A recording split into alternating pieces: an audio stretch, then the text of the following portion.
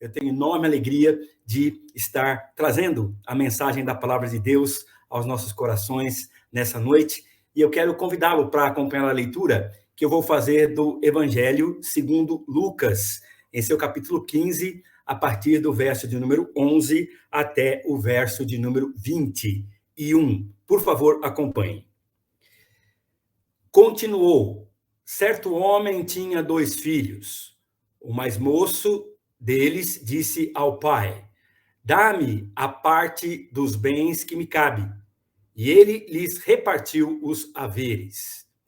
Passados não muitos dias, o filho mais moço, ajuntando tudo o que era seu, partiu para uma terra distante e lá dissipou todos os seus bens, vivendo dissolutamente.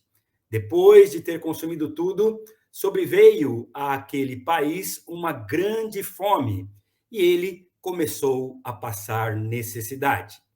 Então, ele foi e se agregou a um dos seus cidadãos daquela terra. E este o mandou para os seus campos a guardar porcos. Ali, desejava ele fartar-se das alfarrobas que os porcos comiam, mas ninguém lhe dava nada. Então, caindo em si, disse: quantos trabalhadores de meu pai têm pão com fartura, e eu aqui morro de fome? Levantar-me-ei e irei ter com meu pai, e lhe direi: pai, pequei contra o céu e diante de ti. Já não sou digno de ser chamado teu filho. Trata-me como um dos teus trabalhadores. E levantando-se, foi para o seu pai. Vinha ele ainda longe, quando seu pai o avistou, e compadecido dele, correndo, o abraçou e beijou.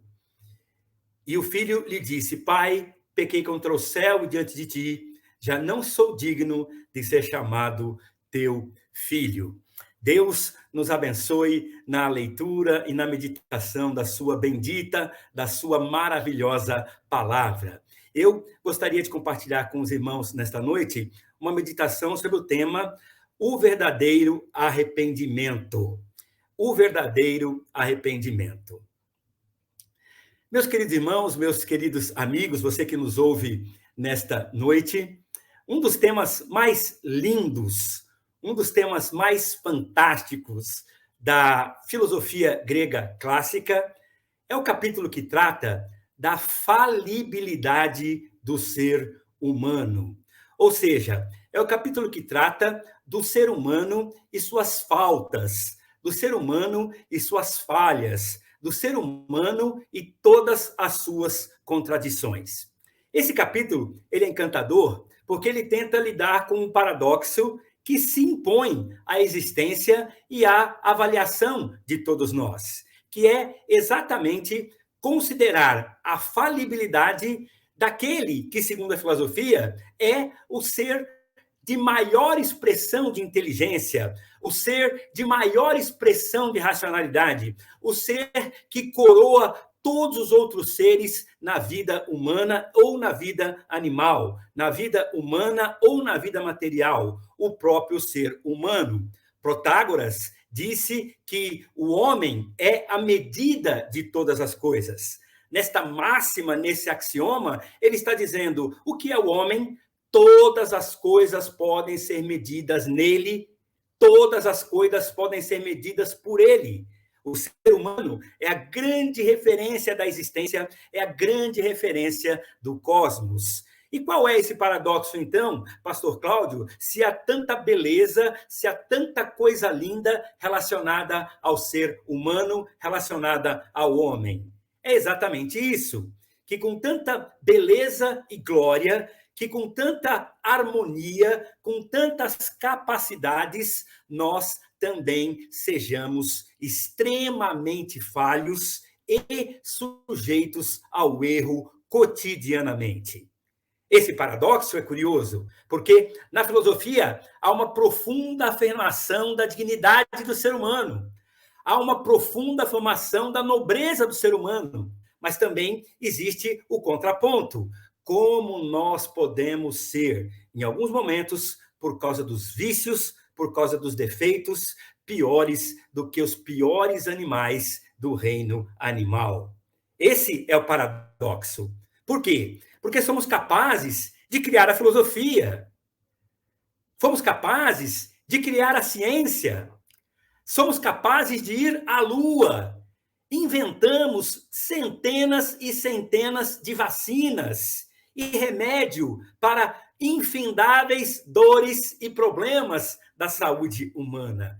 Que capacidade fantástica é essa? O ser humano é infinitamente, na filosofia, capaz de fazer, capaz de realizar. O homem é a medida de todas as coisas. Mas, por outro lado, há o contraponto. Nós destruímos a natureza. Nós poluímos os rios. Nós, como símbolo do ser humano, construímos Altivites.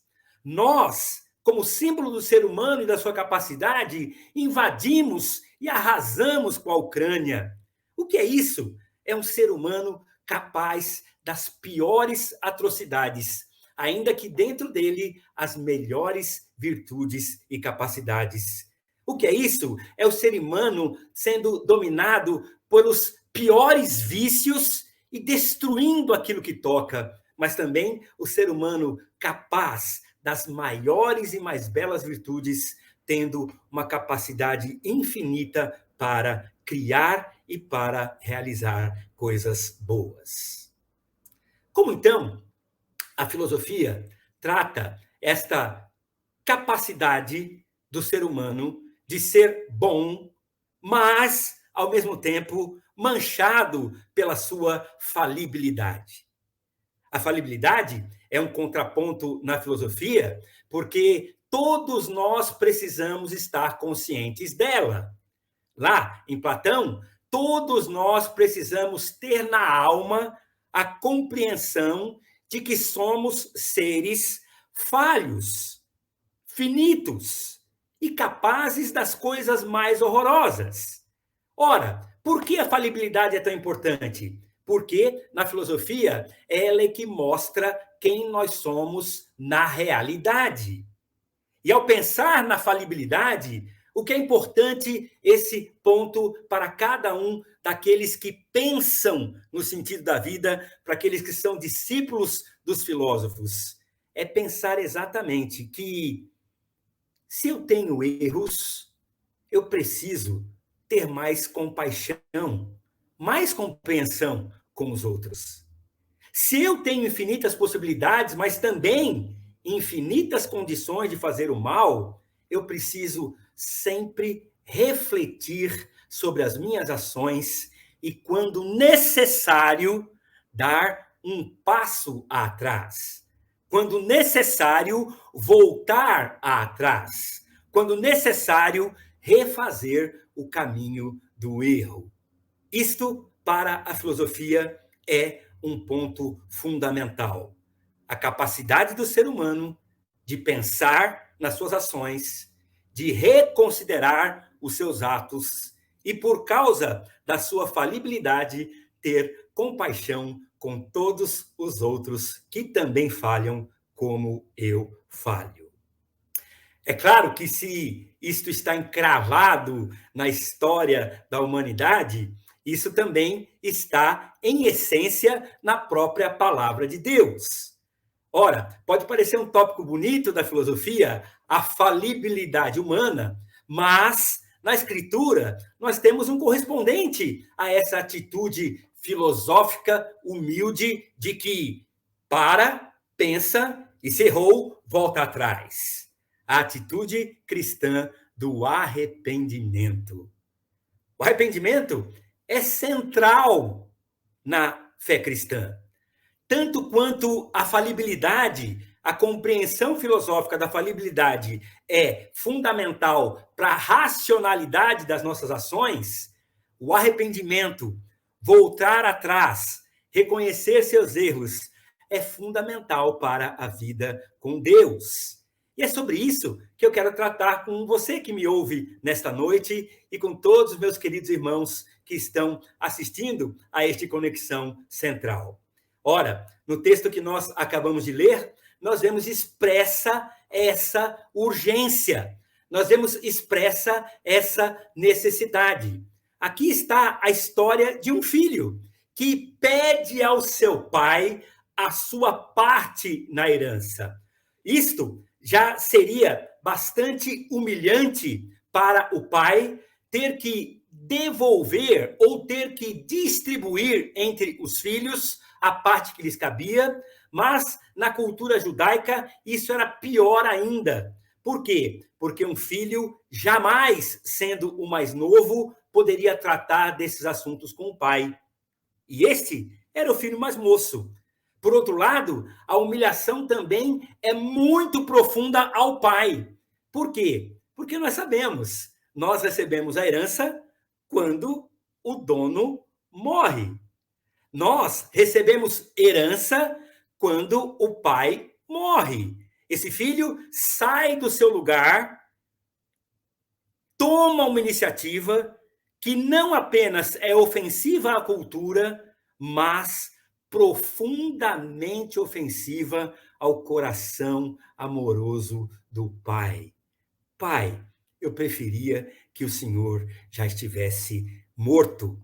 E nessa atitude, o jovem recebe a sua parte na herança, alguns dias depois, parte para uma terra distante e lá vive dissolutamente, torrando toda a sua fortuna como se não houvesse amanhã, gastando como se não tivesse que fazer contas.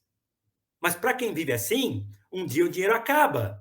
E pior, o dinheiro dele acabou e sobre aquela terra veio uma grande fome. Provavelmente um grande período de seca que fez com que muitas pessoas passassem pela fome e procurassem trabalho, não fazendo conta do pior tipo de trabalho que fosse. Eis aqui, agora, um ex-rico trabalhando com porcos. Mas, veja, se na filosofia o ser humano é glorioso porque é capaz também de pensar na sua falibilidade, na Bíblia nós aprendemos que o ser humano tem também condições dadas pelo próprio Deus para pensar acerca de si, para pensar acerca da situação que o envolve e para refletir acerca da própria vida. E nisso, nós queremos compartilhar com você o que são estes sinais de um verdadeiro arrependimento. Ora, o primeiro sinal é muito interessante. O verso 17 diz que o filho caindo em si. Ou seja, o filho teve um momento de reflexão, que eu quero chamar aqui de momento de conscientização. Ele olha para a sua situação. Ele pensa na sua situação. E é maravilhoso o ser humano poder pensar no que faz, poder pensar nas suas atitudes, porque em pensando, ele pode dar um passo atrás. Em pensando, ele pode não cometer o erro, mas, se o cometer, voltar e tentar corrigir as coisas erradas que faz. Conscientizar-se significa pensar com consciência acerca do que eu estou fazendo. E há aqui uma coisa maravilhosa do verdadeiro arrependimento. Porque o verdadeiro arrependimento não é o que o outro me diz que deve ser. O verdadeiro arrependimento não é apenas uma atitude na qual eu olho para as coisas e fico aqui comigo, deu mal. Não. Deu errado. Não. Eu sou tocado no meu entendimento. A minha consciência é capaz de pensar. A minha consciência é capaz de entender as coisas erradas e, nesse momento, pensar em corrigi-la. Veja que coisa maravilhosa. O texto diz que ele caindo em si. É curioso, porque o verbo cair em si, verbo este cair, diz que você, ao cair, vai para baixo, vai para o chão. Mas cair em si nunca significa isso. Cair em si significa uma grande descoberta que a minha mente é capaz de fazer. É o insight da psicanálise de Freud. É um momento em que toda a minha mente consegue ver claramente como está a minha vida. E veja, este arrependimento é sempre uma coisa sobrenatural. A consciência humana, na palavra de Deus, precisa ser tocada pelo Espírito Santo. E é uma das coisas mais lindas da obra dessa terceira pessoa da Trindade, do Espírito Santo de Deus, que é convencer o homem do seu pecado, quer convencer a mulher do seu pecado. Veja, Deus não trata o ser humano como incapaz de raciocinar. Não, pelo contrário. Ele dá essa capacidade, ele dá esse entendimento, e o seu espírito em nós opera o entendimento daquilo que é certo aos olhos de Deus. Veja como é simples. O filho tinha tudo na casa do pai. Veja como é simples. O filho não precisava ofender o pai, poderia continuar com a comunhão da família, poderia continuar protegido destas coisas todas que ele sofre quando vai para essa terra distante, passa fome e vai desejar até as alfarrobas, a comida dos porcos, e ninguém lhe dava nada. Mas isso é glorioso, porque ao estar nessa situação, ao pensar nessa situação, o ser humano é capaz de entender que ele está errado e que o pai está certo.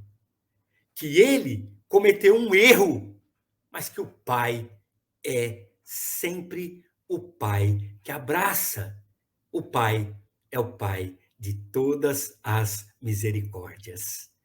O primeiro sinal desse arrependimento é um entendimento transformado. O primeiro passo verdadeiro para um entendimento acerca do que é arrependimento é que a sua consciência foi tocada.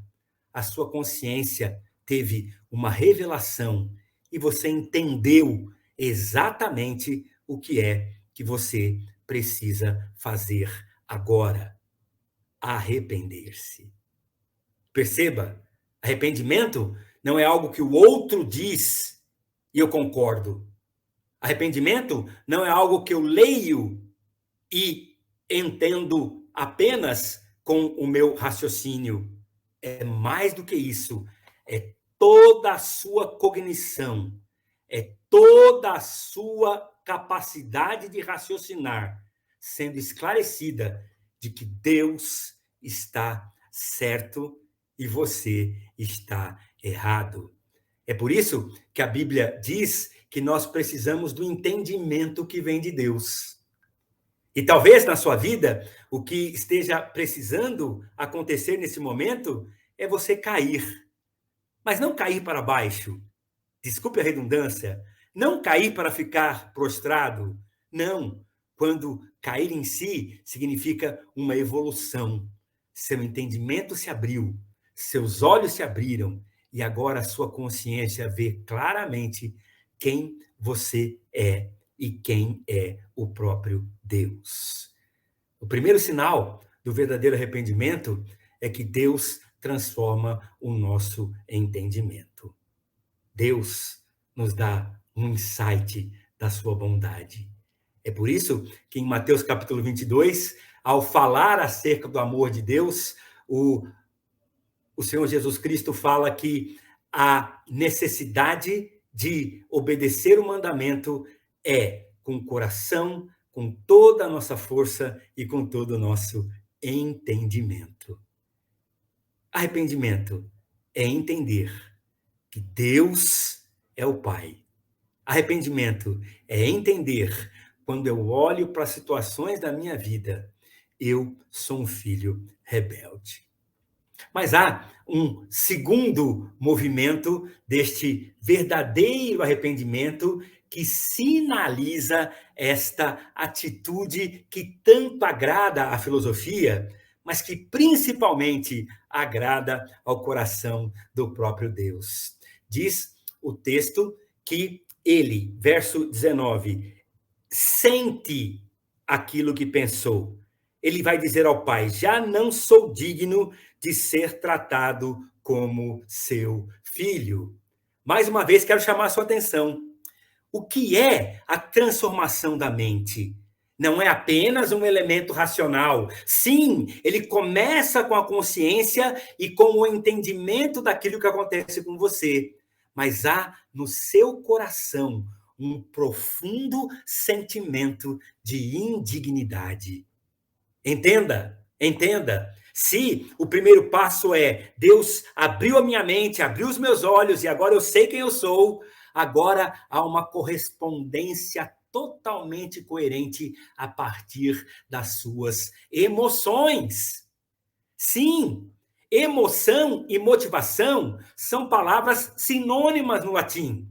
Algo acontece dentro de você que toca você, que mexe com o seu coração e que te leva em direção a Deus. Emoção e motivação. O próprio Deus tocou no meu coração, emoção e motivação, e eu pude não apenas entender, mas sentir do mais profundo do meu ser que eu estou em desobediência a Deus.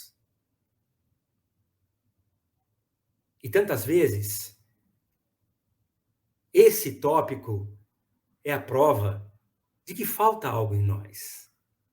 Às vezes, a nossa atitude em relação ao pecado é extremamente filosófica, subjetiva, etérea. Mas quando você vê pessoas arrependidas na Bíblia, há um profundo sentimento. O seu coração se quebra, o seu coração se despedaça, porque da compreensão a emoção diz: eu magoei o meu pai. O pródigo diz isso. O pródigo volta com a consciência da sua total indignidade e nem sequer requer mais ser tratado como filho. Ele diz: pai, me trata apenas como um dos seus empregados. Nunca, nunca na fé cristã haverá lugar para arrependimento associado à soberba. Nunca na fé bíblica haverá qualquer margem de possibilidade de que o arrependido seja alguém altivo. Quando aos nossos olhos vem a glória de Deus, quando o nosso entendimento é tocado por essa glória, nós sentimos toda a nossa indignidade. Você deve se lembrar de Isaías, frustrado com a política externa, com medo da invasão de Israel. Ele, staff do palácio, profeta da mais fina estirpe, angustiado, entra no templo para orar. E lá, quando ora, vê o Senhor num alto e sublime trono e responde: ai de mim que sou pecador. Há um sentimento de profunda pecaminosidade em todo aquele que foi tocado pelo verdadeiro arrependimento. Você é indigno. E isso não pode ser só uma palavra. Você é indigno. E eu também sou indigno. Todos nós somos indignos. Mas isso não pode ser apenas alguma coisa que a religião nos ensinou. Ao olhar para Deus, tocado no nosso entendimento por aquilo que fizemos de errado, o nosso coração será quebrantado.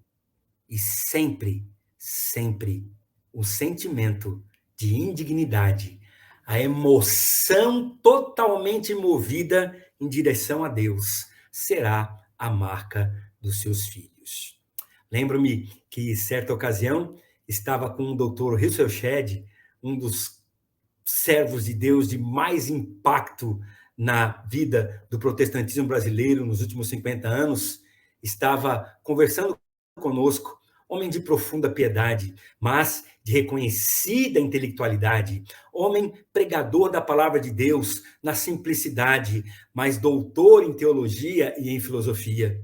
Estava um grupo de pastores conversando, quando eu chegar no céu, quando eu chegar no céu, quando eu chegar no céu, e um dizia, quando eu chegar no céu, eu vou querer saber de Jesus, o que é aquele negócio lá do espinho da carne com Paulo.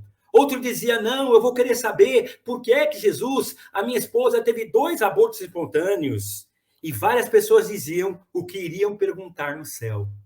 Dr. Shedd, quieto, bastante introspecto, então é provocado. Dr. Shedd, o que o senhor vai perguntar para Jesus quando o senhor chegar no céu? E ele respondeu, eu posso mesmo entrar? Essa é a atitude que tem a correspondência do coração. Não tem nada para perguntar para o Senhor, a não ser, será verdade mesmo que eu posso entrar? E, por último, temos uma terceira conduta, um terceiro sinal acerca do verdadeiro arrependimento, que é exatamente a ação. Veja o verso 20 dizendo, e levantando-se foi para seu pai. Ora, se algo acontece com o meu entendimento, se algo mexe e motiva o meu coração e impulsiona meu coração, se eu fiz coisas erradas, e lembre-se, o pecado é sempre uma ação concreta contra o próprio Deus, e todos nós somos pecadores. Se algo aconteceu, então agora algo eu preciso fazer. É por isso que é tão lindo pensar no verdadeiro arrependimento. Porque o remorso não passa de uma dor de consciência. Porque o sentimento de culpa não passa de autocomiseração. Veja como eu sou um coitado, veja como eu sou um coitado. Remorso não é arrependimento. Sentimento de culpa não é arrependimento. Todas essas coisas poderiam estar presentes na vida de Judas, mas não estiveram. Por quê? Porque a sua ação não foi em direção ao próprio Pai. A sua ação foi em direção à autopunição, o que não resolve absolutamente nada. Veja que coisa fantástica. O jovem tem a sua consciência tocada, ele tem um insight acerca do Pai. O jovem tem um sentimento correspondente. Eu não tenho mais dignidade, eu sou um pecador, não mereço sequer ser chamado de filho, mas vou me contentar com ser um empregado.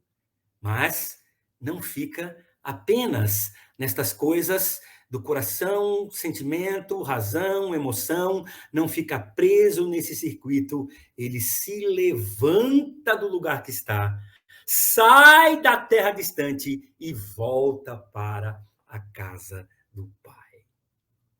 Todo arrependimento verdadeiro, genuíno, tem consigo uma ação em direção a Deus. Não é arrependimento aquilo que não te leva mais perto do Senhor. Não é arrependimento aquilo que não te aproxima do Senhor Jesus Cristo. Eu pastoreei a cidade de Taubaté e lá havia uma delegacia regional. O delegado regional tinha sua sede na cidade de Taubaté. E de vez em quando eu ia visitá-lo. Ele mesmo me chamava para ir orar, para conversar, para saber das coisas da cidade. E certa vez eu cheguei com 2 jovens amarrados ao chão num corredor. Quando aqueles jovens me viram com a Bíblia, eles falavam, pastor, ore por mim. Pastor, ore por mim, ore pela minha família. E eu, obviamente, parei, orei com eles e ao terminar a oração, entrei na sala do delegado. Aqueles jovens haviam chorado copiosamente.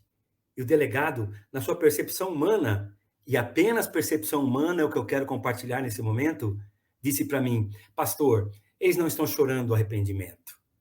Eles estão chorando que a casa caiu. Eles não estão chorando as vidas que eles destroçaram como clientes das drogas que eles traficavam. Eles estão chorando porque vão ser presos. Qual é, então, a diferença? A diferença é que atitude você toma. Eu não sei se aqueles jovens, depois, puderam pensar acerca disso. Mas se eles se arrependeram verdadeiramente, isso eu sei. Eles terão uma ação de arrependimento, levantando-se em direção ao próprio Pai. Pai, pequei contra os céus e contra ti. Há uma confissão. E Provérbios nos ensina que aquele que confessa os seus pecados e deixa, lembre-se, deixar é um verbo, deixar é uma ação. E o filho nos ensina, levantando-se. Filho, cuidado para você não ser preso por suas emoções distorcidas. Não adianta autocomiseração. Não adianta autopunição. Remorso não te levará a lugar nenhum. Filho, por favor, pare de se punir. Arrependimento não é autopunição. Arrependimento é levantar-se. É uma ação concreta na qual você vai em direção ao Pai e vai confessar os seus pecados. Por favor, preste atenção. Por favor, não deixe esse momento passar. Você tem, pela bondade de Deus, acesso a esse arrependimento. E veja como ele é completo. A moderna pedagogia, eu como professor, fiz muitos planos de ensino, ela diz que nós temos que encarar o nosso aluno com a sua cognição, veja, conscientização. Isso o filho pródigo teve. Ele caiu em si. Cognição, seu entendimento foi transformado. O aluno tem que ser tocado na sua volição, na sua emoção. Ele tem que sentir o que ele aprende, e não apenas no intelecto. E, então, o aluno vai para uma ação. O que ele vai fazer com aquilo que ele aprendeu? Veja, a moderna pedagogia concorda com o Evangelho. E se você quer aprender alguma coisa na pedagogia de Deus, na pedagogia do Divino Espírito Santo, no amor pedagógico de Jesus, filho, que o seu entendimento seja tocado, que seu coração seja quebrantado e que você se levante em verdadeiro arrependimento, para que, assim como foi na vida do filho pródigo, a sua vida termine em festa na casa do Pai. Isto é o que eu espero da minha vida, da sua vida e da vida de todos nós. Encerro com um comentário de Calvino acerca desse texto. Arrependimento é uma coisa de todos os dias. Que Deus abençoe a sua vida. Muito obrigado pela sua atenção.